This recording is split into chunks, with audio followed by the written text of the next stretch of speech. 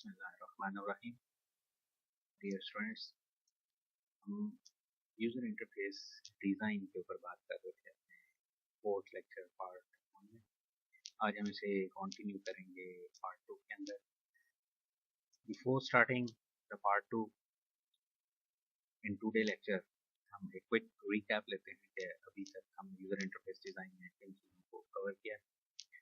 तो इसमें सबसे पहले हमने यूज़र इंटरफेस डिज़ाइन क्या होता है उसके ऊपर बात की, और अबव दिस हमारे पास ओवरऑल सॉफ्टवेयर डिज़ाइन क्या होता है, अबव एंड ओवर वो क्या होता है, उसके ऊपर हमने बात की कि उसके डिफरेंट इंटरफेस कौन से होते हैं और one of them is user interface जो हम मॉनिटर करते हैं। उसके बाद फिर हमने यूजिबिलिटी स्टैंडर्ड्स को देखा क्या होते हैं, गोल्डन रूल्स को देखा, और फिर ओवरऑल डिज़ाइन प्रोसेस को डिस्कस किया, और इसके अलावा कुछ इश्यूज के ऊपर भी बात की। आज के इस लेक्चर में हम यूज़र इंटरफेस डिज़ाइन के ऊपर फर्दर के कुछ टॉपिक्स हैं उनको देखते हैं, जिसमें हम स्पेसिफिकली एक एग्जांपल को डिस्कस करेंगे वेब एप्लीकेशन के पॉइंट ऑफ व्यू से। एक वेब ऐप डिज़ाइन करते हुए किन किन स्टेजेस से गुजर के और किन किन प्रिंसिपल्स का ख्याल रखते हुए हमें उसे डिज़ाइन करनी चाहिए। और इसके साथ हम कुछ दूसरे इंटरफेसेस के ऊपर बात करेंगे। हमने कहा था कि हमारे पास ओवरऑल सॉफ्टवेयर इंटरफेसेस डिफरेंट तरह के होते हैं and user interfaces one of them. वो जो इंटरफेसेस हैं हमारे पास डिफरेंट डिवाइसेस के साथ एप्लीकेशन जो सॉफ्टवेयर्स हैं उनके साथ, और डिफरेंट जो कंपोनेंट्स हमारे पास सॉफ्टवेयर के अपने कंपोनेंट्स होते हैं उनके इंटरफेसेस के ऊपर बात करेंगे, जिसे हम इंटरनल इंटरफेसेस भी कहते हैं।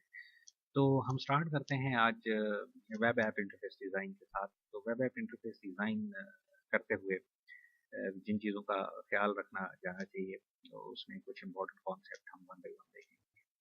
फॉर इंस्टेंस, अगर हम एक वेब इंटरफेस डिज़ाइन कर रहे हैं और उसमें हमारे पास एक वेबसाइट है और it may consist of this web pages. हमारे पास बहुत सारे वेब पेजेस हो सकते हैं एक वेबसाइट के अंदर। तो उसमें जो एक इम्पॉर्टेंट कॉन्सेप्ट है इसमें डिज़ाइन करते हुए, वो कॉन्सेप्ट है हमारे पास कि इसकी जो नेविगेशन है उसको कैसे डिज़ाइन किया जाए। नेविगेशन से क्या मुराद है कि हमने इस स्क्रीन से जंप करके इधर जाना है, यहाँ पे जाना है, ठीक है, या ये स्क्रीन हमें एक्सेस प्रोवाइड करती है डायरेक्ट इस स्क्रीन के ऊपर भी। तो हम थोड़ा सा नेविगेशन के कॉन्टेक्स्ट में देखते हैं कि हमारे पास क्या चीज़ें हैं, पॉइंट्स को डिस्कस करते हैं। तो नेविगेशन डिज़ाइन करते हुए हमें कुछ चीज़ों का ख्याल रखते हैं। उसमें सबसे पहले आपको नज़र आ रहा होगा where am I. Where am I से क्या मुराद कि अगर एक यूज़र एक वेब एप्लीकेशन को यूज़ कर रहा है या वेबसाइट को यूज़ कर रहा है, तो उसे इस चीज़ के बारे में इंफॉर्मेशन होनी चाहिए कि उस वक्त एक्जैक्टली उसकी लोकेशन क्या है, ठीक है, उसकी एग्जैक्ट लोकेशन क्या है। अगर यूज़र फॉर इंस्टेंस नेविगेट करते हुए इस फर्स्ट स्लाइड के बाद ये सेकंड स्लाइड के ऊपर आ गया है, या सॉरी फर्स्ट वेबसाइट के वेब पेज के बाद सेकंड वेब पेज पे आ गया, तो यहाँ पे उसकी क्लियर कट कुछ इन्फॉर्मेशन होनी चाहिए, जिससे उसे पता चले कि वो इस वक्त कहाँ पे है। आपने देखा होगा बहुत सारी वेबसाइट्स के अंदर कि आपको मेन वेब पेज उसकी इंफॉर्मेशन होती है, फिर यूं आपके पास एक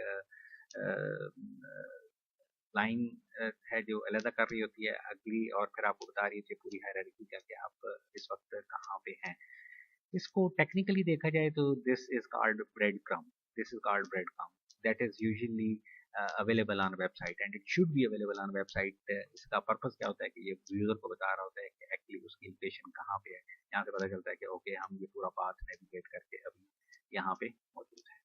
उसके बाद what can I do now, interface अगर हम किसी स्पेसिफिक इंटरफेस के ऊपर अवेलेबल हैं, तो इस इंटरफेस के ऊपर क्या क्या फंक्शंस मैं परफॉर्म कर सकता हूँ, ठीक है, कौन कौन सी कंट्रोल्स अवेलेबल है। Control should be very much visible to the end user and must be very much understandable to the end user. कैसे कि हमारे पास कंट्रोल्स के ऊपर जो प्रॉपर लेबल्स कन्वेंशन हमने प्रॉपर फॉलो की हैं, ठीक है।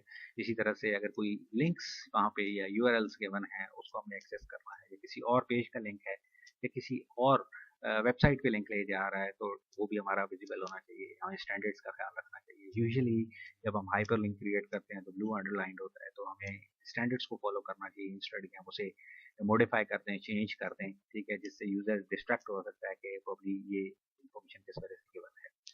ओके, और इसके अलावा वहाँ पे जहाँ पे यूज़र है उसे तमाम किस्म के जो कंटेंट्स हैं, रेलेवेंट इन्फॉर्मेशन है टेक्सचुअल फॉर्म में, वो तमाम चीज़ें भी अवेलेबल होनी चाहिए। तो इट मीन्स वेबसाइट डिज़ाइन करते हुए नंबर वन यूज़र को ये फीलिंग होनी चाहिए कि वो कहाँ पे है, और दूसरा ये है कि वो वहाँ पे क्या क्या एक्शन परफॉर्म कर सकता है।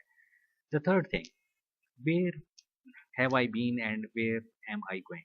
यूज़र को स्पेसिफिक अगर किसी वेब पेज के ऊपर है तो उसे ये फीलिंग होनी चाहिए, लाइक हम अज्यूम करते हैं कि यूज़र इस स्पेसिफिक वेब पेज के ऊपर है ना, वेबसाइट, तो उसे ये फीलिंग होनी चाहिए कि वो अगर यहाँ पे है तो वो कहाँ से आ रहा है, like he is coming from here, ठीक है। और अगर यहाँ पे वो कोई एक स्पेसिफिक एक्शन परफॉर्म करता है तो वो कहाँ पे प्रॉब्ली जाएगा, तो ये उसे एक कंप्लीट अंडरस्टैंडिंग होनी चाहिए ताकि उसे एक पता चले कि how to navigate across the website. तो this is very important while designing in web interfaces. उसके बाद हम कुछ प्रिंसिपल्स पे बात करते हैं कि स्पेसिफिकली जिस तरह हमने कुछ प्रिंसिपल्स वहाँ पे देखे जिन जिन चीज़ों का ख्याल रखना था, गोल्डन रूल्स की बात की, तो यहाँ पे भी देखते हैं कि अगर हम एक वेब इंटरफेस डिज़ाइन कर रहे हैं तो किन चीज़ों का ख्याल रखना चाहिए। तो इसमें first of all you can see anticipation. Anticipation से क्या मुराद है? इससे मुराद ये है कि हमारे पास इस तरह से हमारी वेब एप्लीकेशन डिज़ाइन होनी चाहिए कि हमारा जो यूज़र है it anticipate the users next move, कि उसे आइडिया हो कि यूज़र नेक्स्ट अब क्या एक्टिविटी परफॉर्म करने जा रहा है। मीन्स जिस तरह आप कह सकते हैं कि यूज़र को वो ये गाइड प्रोवाइड करेगा कि प्रोबब्ली नेक्स्ट उसकी एक्टिविटी उसमें क्या हो सकती है। The next is communication. The interface should communicate the status of any activity initiated by user. Like user कोई भी activity initiate करता है, कोई भी activity, तो आपकी जो वेबसाइट है उसे प्रॉपर मैसेज के थ्रू कम्युनिकेट करना चाहिए कि ओके ये स्पेसिफिक एक्टिविटी परफॉर्म हो चुकी है। लाइक वो फाइल अपलोड कर रहे हैं तो एक मैसेज आना चाहिए, फाइल अपलोडिंग का कोई चीज़ डिलीट है तो डिलीट का मैसेज आना चाहिए। Mean what ever action performed by the user, the system or the interface should communicate it properly. The next is consistency. इसके ऊपर हम ऑलरेडी बात कर चुके हैं। कंसिस्टेंसी में consistency with respect to colors, consistency with respect to shape of control, consistency with respect to layout, ठीक है। इसमें हमारे पास मेन्यूज एक तरह के कंसिस्टेंट होने चाहिए, आइकॉन्स कंसिस्टेंट होने चाहिए, ताकि यूज़र जो है अक्रॉस द वेब ऐप वो ये फील करे कि अगर एक जगह पे एक कंट्रोल गिवन है तो दूसरी जगह पे वो कंट्रोल वैसे ही होना चाहिए ताकि वो एक्शंस इजीली परफॉर्म कर सके। उसके बाद है controlled autonomy. Controlled autonomy, this is another important element या principle while designing user interfaces. ये हमें क्या कहता है? The interface should facilitate user movement throughout the web app. Interface को फैसिलिटेट करना चाहिए कि ओके नेक्स्ट कहाँ पे जाया जा सकता है, उन सारी चीज़ों की क्लियर इन्फॉर्मेशन होनी चाहिए। यूँ कह लें कि अगर एक यूज़र एक वेब एप्लीकेशन को यूज़ कर रहा है तो वो उस एप्लीकेशन में जितने भी फीचर्स हैं वो तमाम उसको एक्सेसिबल होने चाहिए और उन तमाम को एक्सेस कर सके, ठीक है। लेकिन इसके साथ साथ एक और इम्पॉर्टेंट चीज़, but it should do so in a manner that enforce navigation conventions that have been established for the application. लेकिन इसमें क्या करना चाहिए? प्रॉपर कन्वेंशंस को फॉलो करना चाहिए, keeping in view the requirements. Like जिस तरह हमने बात की कि अगर एक वेब पेज के ऊपर हैं तो अगर ये नीड है कि फॉर इंस्टेंस हमारे पास एक वेब ऐप के अंदर डिफरेंट वेब पेजेस हैं, तो हम यहाँ पे इसकी नेविगेशन को इस तरह से भी ड्राइव कर सकते हैं, फिर यहाँ से जाके वो इधर आए, ठीक है। इससे वापस जाना है तो यूँ यूँ जा सकता है, फिर यहाँ से वापस जा सकता है, तो ये एक ऑप्शन है। या फिर एक ऑप्शन ये भी है कि डायरेक्टली यहाँ पे लिंक अवेलेबल हो, वो यहाँ से यहाँ चला जाए। या फिर आप यूँ कह लें कि यहाँ पे को हमारे पास ऑप्शन हो तो वो दोबारा डायरेक्टली जंप करके यहाँ पे जा सके, इंस्टेड कि वही वो बात फॉलो कर रहा हो जो जहाँ से वो मूव करके आया है। तो probably it depends on the need कि आपकी नीड किस तरह की है, कि कौन कौन से वेब पेजेस के ऊपर कहाँ कहाँ पे एक्सेस प्रोवाइड करना चाहिए, तो ये चीज़ यहाँ पे इंश्योर करनी चाहिए। उसके बाद एफिशिएंसी। एफिशिएंसी के ऊपर हम ऑलरेडी भी बात कर चुके हैं, इसे हम रिस्पांस टाइम के कॉन्टेक्स्ट में भी बात कर सकते हैं, ठीक है। कि हमारे पास ओवरऑल जो इंटरफेस के ऊपर यूज़र अगर इंटरेक्ट करके कोई एक्टिविटी परफॉर्म करता है तो वो हमें उसमें एफिशिएंसी का ख्याल रखना चाहिए, जिसमें रिस्पांस टाइम को हमने डिस्कस किया। उसके बाद एक और चीज़ है फिट्स लॉ। फिट्स लॉ हमें क्या कह रहा है? The time to acquire a target is a function of the distance to function of the distance to and size of the target. This is another important thing कि for instance अगर हम एक web site के ऊपर for instance हैं, web page के ऊपर हैं। तो इस वेब पेज पे अगर हमारा इस वक्त कर्सर इस पॉइंट के ऊपर है और हमारा कोई कंट्रोल, कोई भी बटन फॉर इंस्टेंस यहाँ पे है, ठीक है, तो ये इस कॉन्टेक्स्ट में बात की जा रही है कि बेसिकली हमारे पास क्या है, time to acquire the target, यानी हम यहाँ पे हैं और हमने टारगेट को एक्वायर करना है, टारगेट को हिट करना है, इसको अप्रोच करना है। तो it is function of distance to size of the target, ठीक है। तो इसमें दो चीजें हैं, फंक्शन ऑफ डिस्टेंस और उसके बाद मैटर करता है आपका साइज ऑफ दिस ऑब्जेक्ट, इस ऑब्जेक्ट का साइज कितना है। आपका साइज अगर बहुत छोटा होगा तो प्रॉब्ली इसे अप्रोच करने में थोड़ा प्रॉब्लम होगा, साइज बड़ा होगा तो अप्रोच करने में आसानी होगी। तो ये फिट्स लॉ इस बारे में कह रहा है। The next is latency reduction. The web app should use multitasking in a way that let the user proceed with work as if the application has been completed. तो ये एक ऑप्शन है मल्टीटास्किंग का।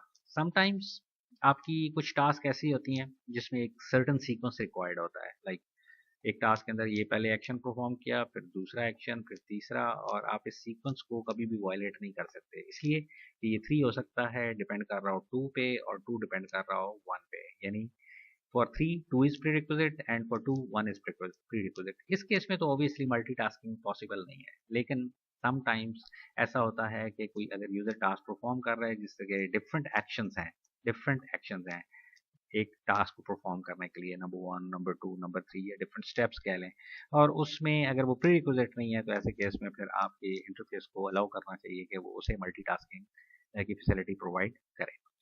The next is लर्नेबिलिटी। लर्नेबिलिटी क्या है कि हमारे पास जो एक अगर यूजर सिस्टम के साथ इंटरेक्ट करता है तो उससे जो लर्निंग टाइम है वो उसका कम से कम लगे, ठीक है, उस पर ज़्यादा उसका टाइम लगे, वो चीज़ों को देखते ही उनको बड़ी आसानी के साथ लर्न कर रहे हैं। तो ये चीज़ इस चीज़ का भी ख्याल रखा जाना चाहिए कि लर्नेबिलिटी यूज़र की इम्प्रूव करनी चाहिए। The next is maintain work product integrity, like if you have done some work on the interface, आपने कोई एक काम कर लिया, लाइक कोई फॉर्म फिल कर लिया, ठीक है, तो अब वो फॉर्म आपने फिल कर लिया है तो वो फॉर्म ऐसी सपोर्ट होनी चाहिए कि अगर आप मिस्टेकनली या किसी वजह से उस स्पेसिफिक इंटरफेस को, स्क्रीन को छोड़ भी देते हैं तो वो इन्फॉर्मेशन आपकी ऑटोमेटिकली सेव हो जानी चाहिए और यूज़र को वो अवेलेबल हो, ठीक है, जब वो नेक्स्ट टाइम उसको दोबारा ओपन करता है, ठीक है। इसी तरह से readability, all information presented through the interface should be readable by young and old, ठीक है। रीडेबिलिटी का भी ख्याल रखा जाना चाहिए, ऐसा नहीं है कि हम कंटेंट्स का साइज इतना छोटा कर दें, लेबलिंग या बाकी जितनी भी हम इंफॉर्मेशन यूज़ कर रहे हैं वेबसाइट पे, कि वो हमारे पास वो लोग जो ओल्ड हैं या जिन्हें विजन का कोई प्रॉब्लम है, विजन इम्पेयरमेंट है, वो उसे प्रॉपरली यूज़ ना कर पाएँ, तो इस चीज़ का भी ख्याल रखना है। उसके बाद है ट्रैक स्टेट। इस पे पहले भी हम काफ़ी दफ़ा बात कर चुके हैं। When appropriate the state of the user interaction should be tracked and stored so that user can log off and return later to pick up where he she left.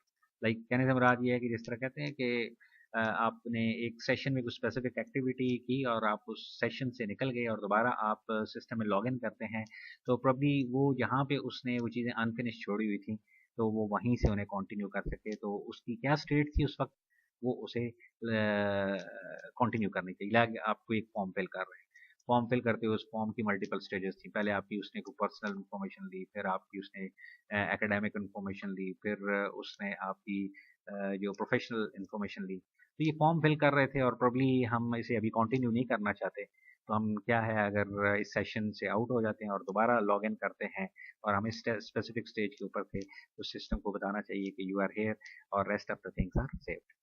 इसी तरह visible navigation, all well design web apps interface provides the illusion that user are in same place with work brought into them. तो मतलब इसमें visible navigation होनी चाहिए कि user कहाँ पे है और किस तरह से उसकी पोजीशन क्या है, लोकेशन के पॉइंट ऑफ व्यू से।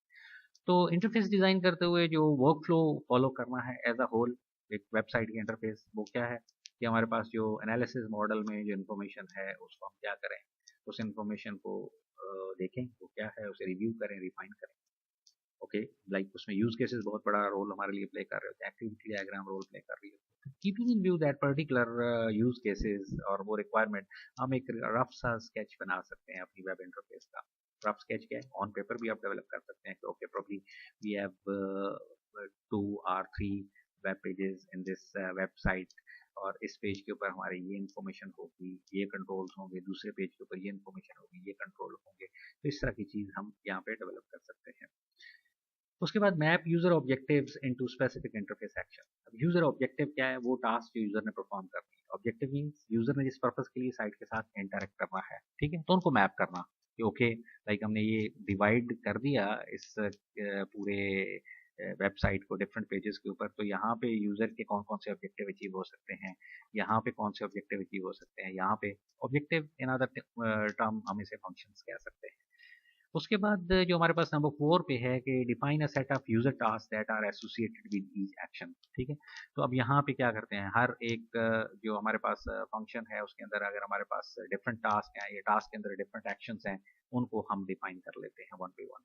और एक चीज़ हमारे पास यूज़ होती है in order to develop or design the interface, that is story board screen images. Story boarding क्या है? जिस तरह आपने देखा होगा कि बहुत सारी स्टोरीज आपको इमेज फॉर्म में दी गई होती हैं।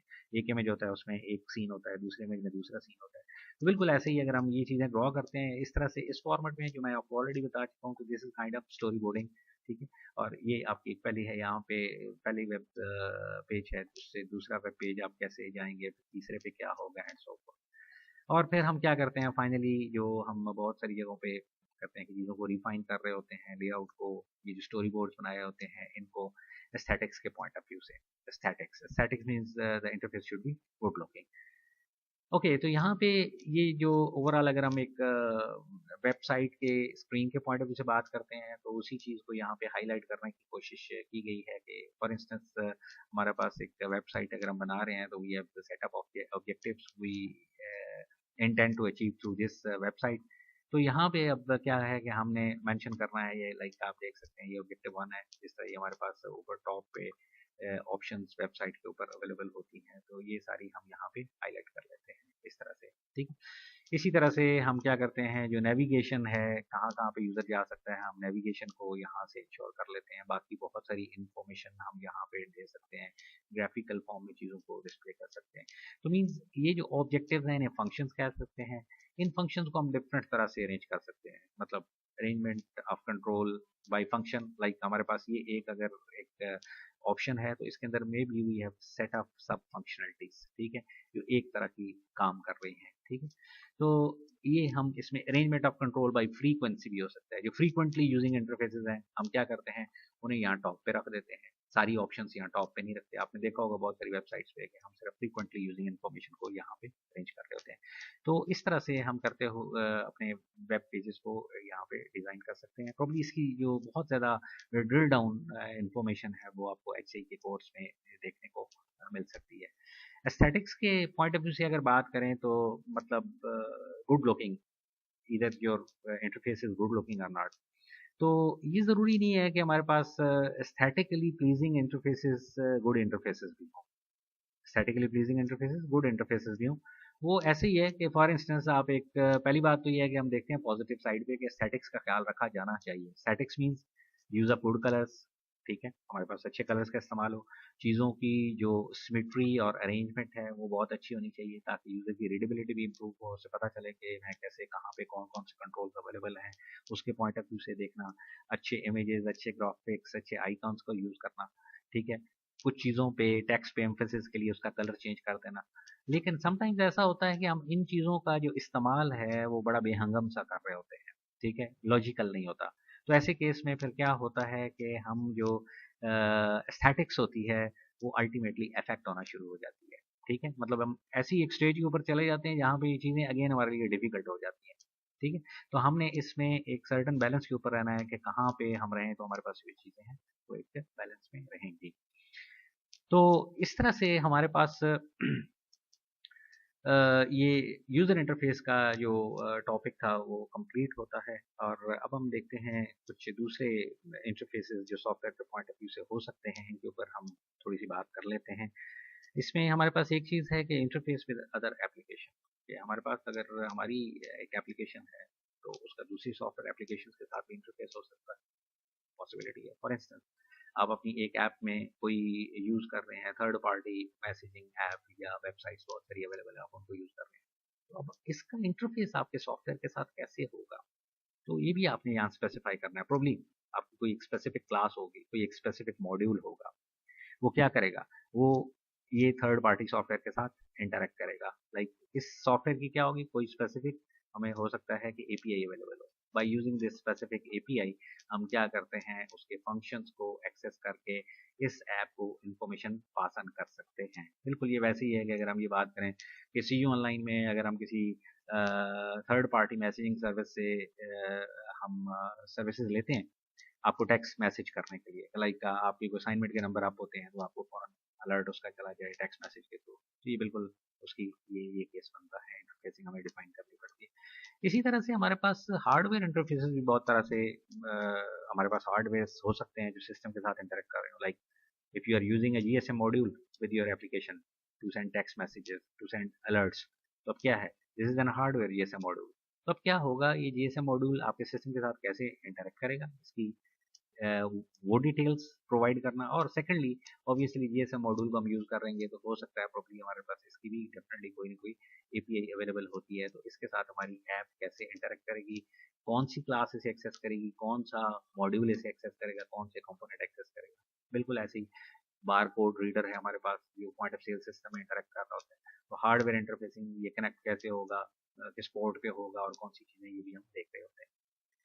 And the last one is internal interfaces. Internal interfaces means interfaces between classes, subsystems, modules. इनको हम कैसे डिजाइन करते हैं, इसका भी देखना होता है कि क्लास दूसरे क्लास के साथ कैसे इंटरेक्ट करेगी।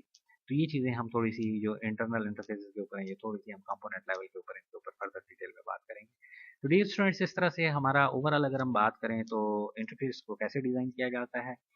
इंटरफेसेस में हमारे पास जो डिफरेंट तरह के पॉसिबल इंटरफेसेस हैं, एक सॉफ्टवेयर के क्या हो सकते हैं, यूजर इंटरफेस हो सकता है, दूसरी सॉफ्टवेयर एप्लीकेशंस के साथ इंटरफेस हो सकता है, हार्डवेयर डिवाइसेस के साथ इंटरफेसिंग हो सकती है, और इस तरह उसकी इंटरनल डिफरेंट कंपोनेंट, सब सिस्टम और मॉड्यूल्स की इंटरफेसिंग हो सकती है।